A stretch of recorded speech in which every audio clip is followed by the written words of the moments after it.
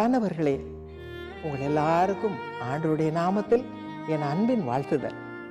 இன்று பிப்ரவரி மாதம் 20ஆம் தேதி, 5 வருடங்களுக்கு முன்பு என்னுடைய அருமை கணவர் சகோதரர் டிஜிஎஸ் தினகரன் அவர்களை இழந்த நாள்.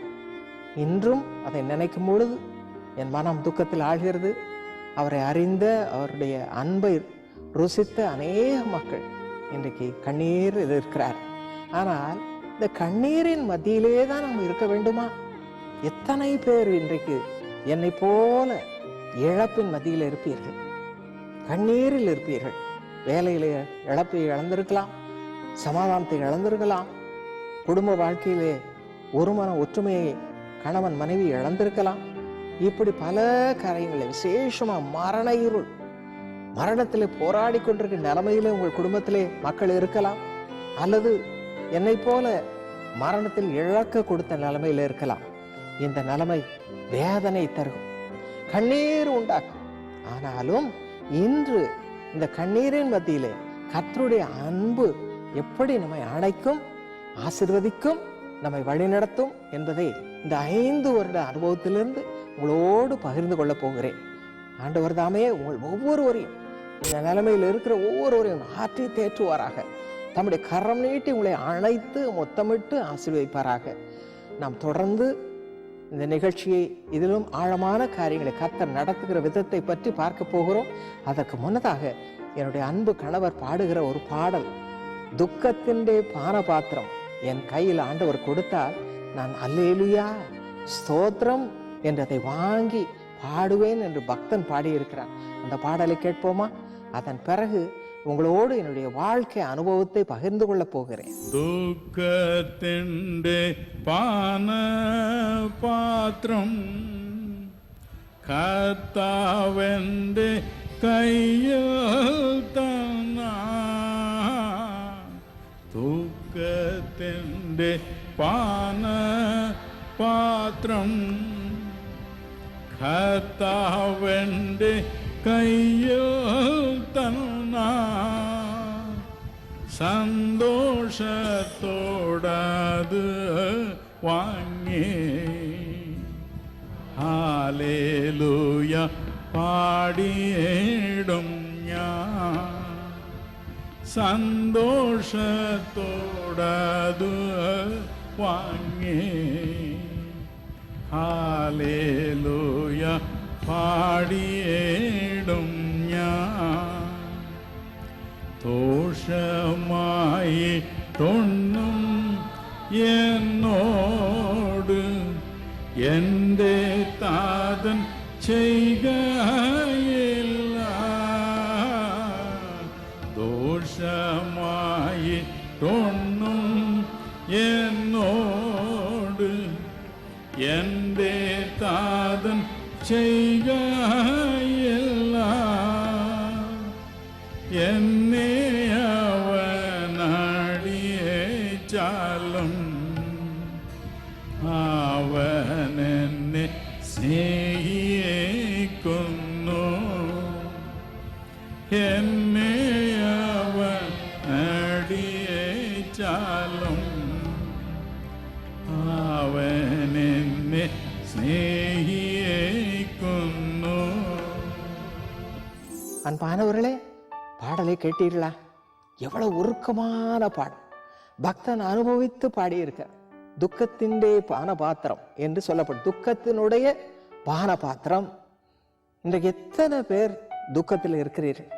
எல்லாவற்றையும் இழந்து போனேனே, பிசினஸ் எல்லாம் போய்விட்டதே, இனி நான் எப்படி மேலே வரப்போகிறேன், யார் எனக்கு உதவி செய்வார்கள் என்று துக்கத்தோடு இருக்கிறீர்களா? கண்ணீரோடு இருக்கிறீர்களா? அல்லது என்னை போல மரணத்தில் இழக்க கொடுத்த அன்பானவர்களை நினைத்து துக்கத்தோடு இருக்கிறீர்களா? இன்றைக்கு என்னை ஆற்றி தேற்றி அரவணைத்து வழிநடத்துகிற ஆண்டவர் இயேசுவை பற்றி உங்களோடு நான் பேச போகிறேன். இவரை பற்றி நாம் வாசிக்கும் பொழுது பாருங்கள், 2 கொரிந்தியர் 1ஆம் அதிகாரம் 3ஆம் வசனத்திலே நாம் வாசிக்கிறோம், தேவன் எப்படிப்பட்டவரா? சகலவிதமான ஆறுதலின் தேவன். நம்முடைய உள்ளத்திலே அவர் ஆறுதல் கொடுக்கும் பொழுது ஆச்சரியமாயிருக்கிறது, ஆச்சரியமாயிருக்கிறது. இந்த துக்கம் அப்படியே மறைந்து போகிறது. இதைத்தான் நான் உங்களோடு பகிர்ந்து கொள்ள போகிறேன். அதைத்தான் யோவான் சுவிசேஷம் 16ஆம் அதிகாரம் 33ஆம் வசனத்திலே ஆண்டவர் இப்படி சொன்னார். இந்த உலகத்துல உபத்திரம் உண்டு, உபத்திரம் உண்டு.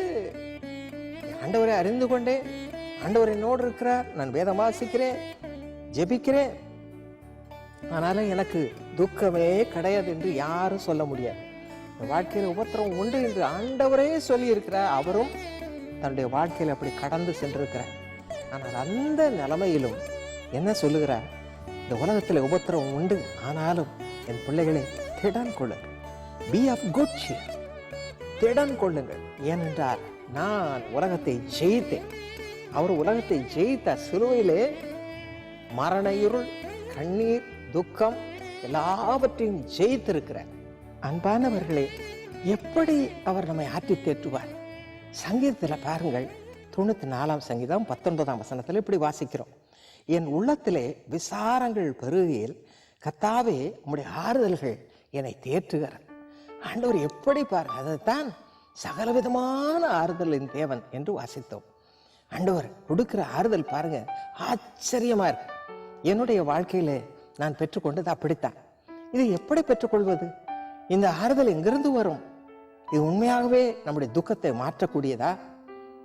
மரண துக்கம் பயங்கரமானது, இழப்பின் துக்கம் பயங்கரமானது, தாங்கவே முடியாது. எத்தனையோ பேர் என்னை பார்த்து சொல்லுகிறார், என் புருஷனை இழந்து விட்டேனே, என்னால தாங்க முடியலையே சிஸ்டர், நீங்க எப்படி இருக்கிறீங்க, எப்படி உங்களால் தாங்க முடியாது? அப்படிப்பட்டவர்களுக்கு ஆண்டவர் எனக்கு கொடுத்த அருமையான ஒரு வாழ்க்கையைத்தான் நான் பகிர்ந்து கொள்ள போகிறேன். ஆண்டவர் என்ன செய்தார் பாருங்க. இந்த உலகத்துல ஆண்டவர் இருந்து நமக்காக சிலுவையிலே தன்னை அர்ப்பணித்து மரித்து அடக்கம் பண்ணப்பட்டு 3ஆம் நாளிலே உயிரோடு எழுந்தார். அதன் பிறகு அவர் பரலோகத்துக்கு ஏறி போகிறார். அவருடைய சீஷர்கள் கூடவே இருந்தவர்கள் துக்கத்தோடு இருக்கிறார்கள். ஐயோ, இவ்வளவு நாளும் எங்களோடு இருந்து இப்பொழுது எங்களை விட்டு போகிறாரே என்று. அப்பொழுது அவர் என்ன சொல்லுகிறார் பாருங்க. அதுக்கு முன்னதாகவே ஆண்டவர்களோடு பேசுகிறார். யோவான் சுவிசேஷத்திலே அழகாக ஒரு காரியத்தை சொல்லுகிறார். 16ஆம் அதிகாரம் 5, 7 இந்த வசனங்களை வாசிப்பீர்களானால் அவர் சொல்லுகிறார், இப்பொழுது நான் என்னை அனுப்பின பிதாவின் இடத்திற்கு போகிறேன், பரலோகத்துக்கு போகிறேன்.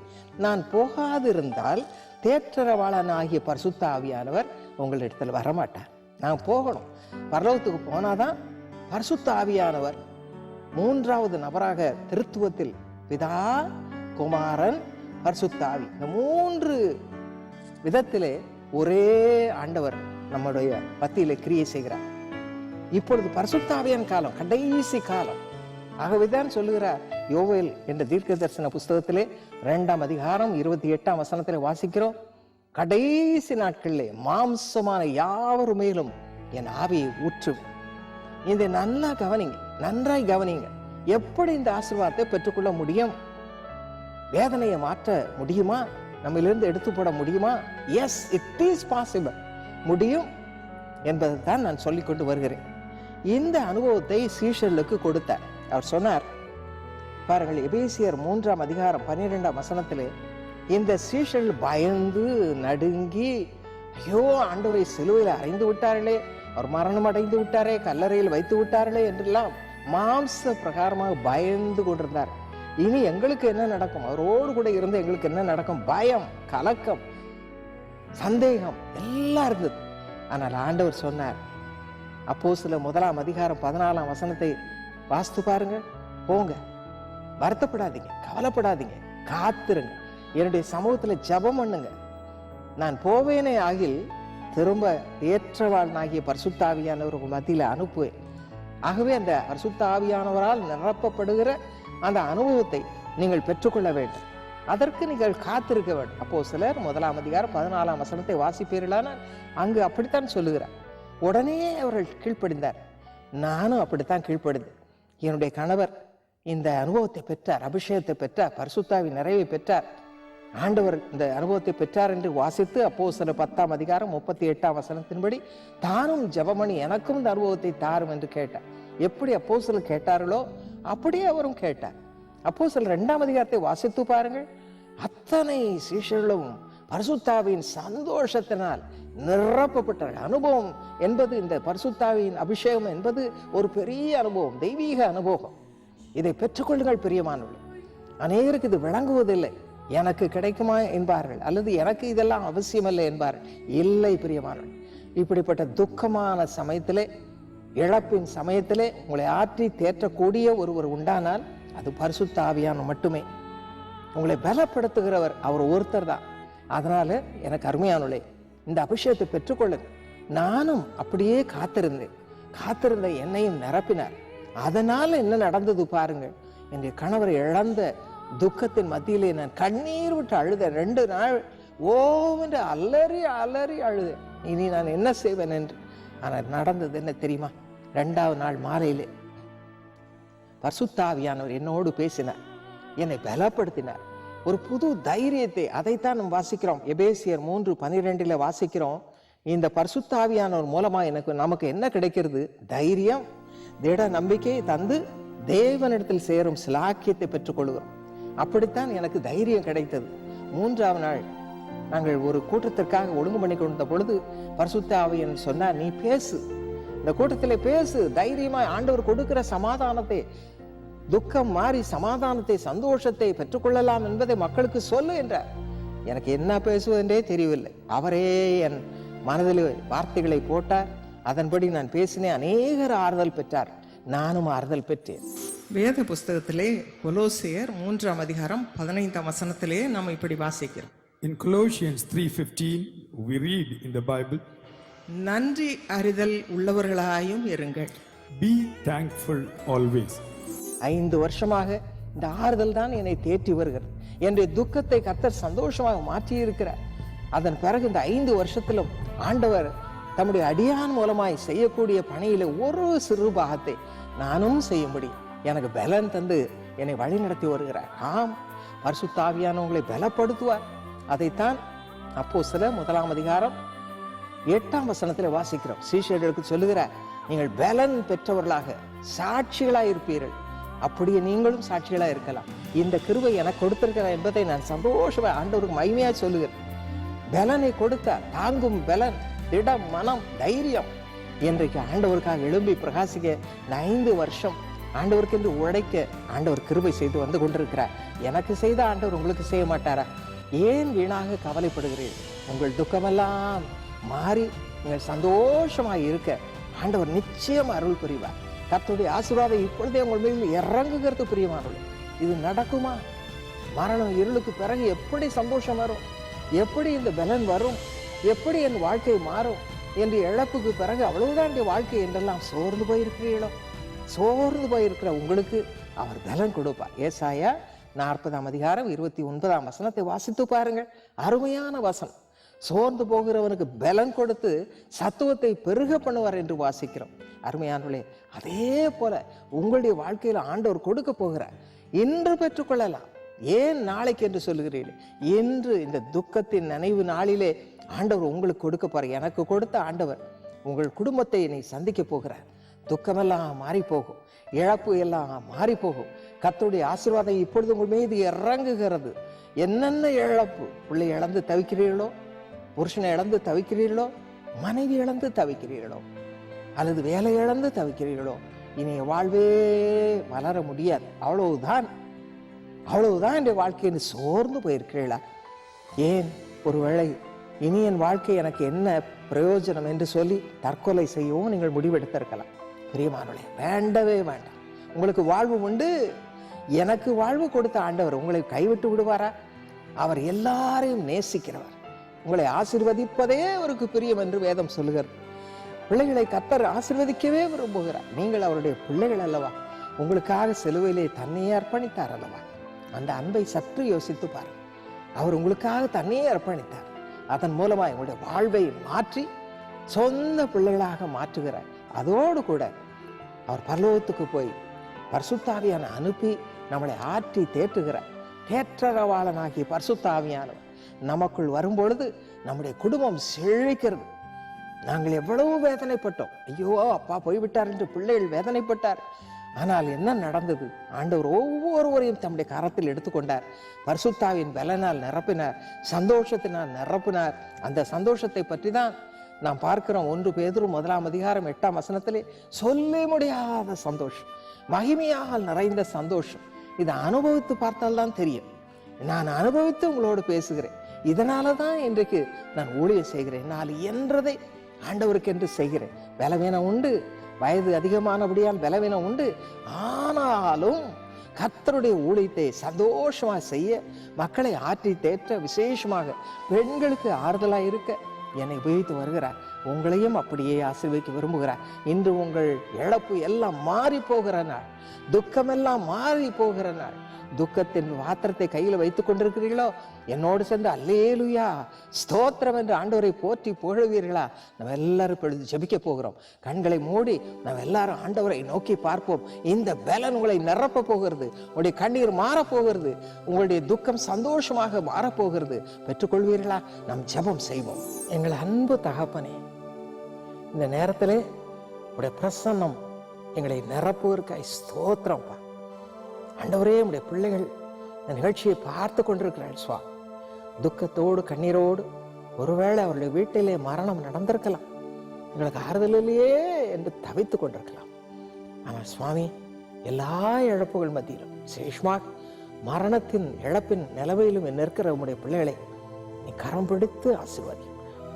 துக்கமுள்ள இருதயங்களை ஆற்றி தேற்றுவதே உனக்கு பிரியம். உடைய பிள்ளைகளை சந்தோஷப்படுத்துவதே உனக்கு பிரியம்.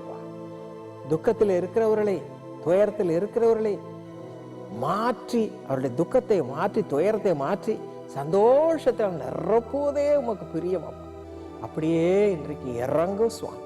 யார் யார் வீட்டிலே, யார் யார் மனதிலே கண்ணீரோடு இருக்கிறார்களோ, ஐயோ எனக்கும் என் புருஷன் இறந்து 1 வருஷம் தானே ஆகிறது என்று எந்தெந்த சகோதரி அழுகிறார்களோ, எந்தெந்த பிள்ளைகள் அழுகிறார்களோ, எந்தெந்த குடும்பத்தினர் அழுகிறார்களோ, ஆண்டவரே நீர் இறங்கி அந்த வீட்டிலே உடைய சமாதானத்தை இறங்கப்படும். நீ சிலுவையிலே சம்பாதித்த அந்த ரட்சிப்பின் சந்தோஷத்தினால் நிரப்ப சுவாமி. ஒருவராவது கெட்டு போவது உமக்கு விருப்பம் அல்லவே. ஆகவே நீ பிள்ளைகளை கண்ணீரோடு ஆண்டவரே அவர்களுக்காய் ஜெபிக்கிறேன். யார் யார் குடும்பத்தில் இன்னும் உண்மை அறியாமல் இருக்கிறார்களோ, துக்கத்தை மட்டும் வைத்துக்கொண்டு கர்த்தருடைய வல்லமை அறியாமல் இருக்கிறார்களோ, கர்த்தருடைய அன்பை ருசிக்காமல் இருக்கிறார்களோ, அவளுடைய இருதயங்களெல்லாம் உடைய அன்பினால் நிரப்புவோம். ஆண்டவரே நிரப்பு சுவாமி. ஏதோ ஒரு சமாதானம், தெய்வீக சமாதானம், தெய்வீக அன்பு அவர்கள் உள்ளத்தை நிரப்புகிறதை அவர்கள் உணரட்டும் சுவாமி. உணரட்டும்ப்பா. கர்த்தருக்கு என்று தங்களை அர்ப்பணிக்கட்டும். அதோடு கூட இன்றைக்கு இந்த நேரத்திலே, இந்த நாளிலே, என்னுடைய துக்கம் நிறைந்த இந்த நாளிலே ஆண்டவர் என்னை நிரப்பி ஆற்றி தேற்றினது போல உடைய பிள்ளைகளை நிரப்பு சுவாமி. இந்த நாளிலே அவர்கள் பெறட்டும், விஷயத்தால் நிரம்பட்டும். ஒவ்வொரு குடும்பமும், ஒவ்வொருவரும் யார் யார் முழங்கால் போட்டு ஆண்டவரே உடைய ஆவியினால் என்னை நிரப்பும், சந்தோஷப்படுத்தும், என் துக்கத்தை ஆற்றும் என்று சொல்லுகிறார்களோ, வாயை திறந்து கேட்கிறார்களோ, அவருடைய வாழ்க்கையை மாற்றும் ஆண்டவரே. ரைட் நவ லெட் தம் பீ பிளஸ்ட் மாஸ்டர். ஆசீர்வதிக்கப்படட்டும் சுவாமி. உடைய வல்லமை இறங்கட்டும், பரிசுத்த ஆவியானவர் இறங்கட்டும். ஆண்டவரே உம்முடைய தைரியம், உம்முடைய அபிஷேகம் அவர்களுக்கு கொடுத்து, திட மனம் கொடுத்து ஆண்டவரே ஒவ்வொருவரையும் உமக்கு என்று ஊழியக்காரமாயிட்டோம். இந்த 5 வருஷம் எனக்கு கொடுத்த ஊழியங்களுக்காய் ஸ்தோத்திரம்ப்பா. அதே போல உடைய பிள்ளைகளையும் உபயோகித்து சந்தோஷமாய் உடைய ஆசீர்வாதத்தை நிரப்பு சுவாமி. ஒவ்வொருவரையும் உடைய கரம் நீட்டி ஆசீர்வதியும், கிருபைக்குள்ளே மறைத்து கொள்ளும். ரட்சகர் இயேசுவின் நாமத்தில் இந்த அற்புதத்தையும் அடையாளத்தையும் ஆசீர்வாதத்தையும் உடைய நாமத்தினால் எடுத்துக் கொள்கிறோம்ப்பா. பிள்ளைகளுக்கு நல்ல சுகம் பலன் தந்து, ஆசீர்வாதம் தந்து, கண்ணீரை துடைத்து மகிழ்ச்சியின் நாட்களை தருவதற்காய் ஸ்தோத்திரமப்பா. ஒவ்வொருவரையும் ஆசீர்வாதம் தொடர்ந்து எங்களை வழிநடத்தும் சுவாமி. இயேசுவின் நாமத்தில் ஜெபிக்கிறோம் நல்ல பிதாவே, ஆமென். அருமையானவர்களே, இந்த துக்கம் உங்களை எப்பொழுதும் நிறைத்திருக்கும் என்று கவலையோடு இருக்காது. உங்களுடைய கவலை ஆண்டவர் மாற்றி போடுவார். உங்களுடைய கவலையெல்லாம் தூக்கி எறியுங்கள். ஆண்டவரே உம்மை போல் என்னை மாற்றும். நீ எனக்காக அடிக்கப்பட்டீரே, நொறுக்கப்பட்டீரே, உடைய ரத்தத்தால் என்னை கழுவி சுத்திகரித்து என்னை சொந்த மகளாக, சொந்த மகனாக மாற்றும் என்று முதல் படி அதுதான். ஒப்பு கொடுப்பீர்களா? உங்களுடைய இருதயத்தை அப்படியே ஒப்பு கொடுங்க. குறைவெல்லாம், பாவங்களை எல்லாம், அநியாயங்களெல்லாம், அக்கிரமங்கள்லாம், அநீதியெல்லாம் கர்த்தர் இப்பொழுது மன்னித்து மறந்து உங்களுக்கு புது வாழ்வை கொடுக்கிறார். புது சிருஷ்டியாக உங்களை மாற்றுகிறார். 2 கொரிந்தியர் 5:17 படி மட்டுமல்ல, அதன் பிறகு தொடர்ந்து கேளுங்க. நீர் கொடுக்க விரும்புகிற அந்த அபிஷேகத்தினால் பரிசுத்தாவின் அபிஷேகம் என்னை நிரப்பி ஆற்றி தேற்றும் என்று கேளுங்க. எப்பொழுது கர்த்தர் நிரப்புவார்? கேட்கிற எவனும் பெற்றுக் கொள்ளுகிறான். இப்பொழுது கேளுங்கள் கொடுக்கப்படும் என்று சொன்ன ஆண்டவர் மாறாதவர். அவருடைய வார்த்தை மாறாது. இன்று பெற்றுக்கொண்டு ஆண்டவருடைய பலனால் நிரம்பிக் கொள்ளுங்கள். உங்களுடைய துக்கம் மாறி புது பலன் தருவார், புது தைரியம் தருவார். உங்களை கொண்டு பெரிய காரியங்களை ஆண்டவர் தம்முடைய நாம மகிமைக்காய் செய்வார். விசுவாசிக்கிறீர்களா? கர்த்தர் உங்களை ஆசீர்வதிப்பாராக.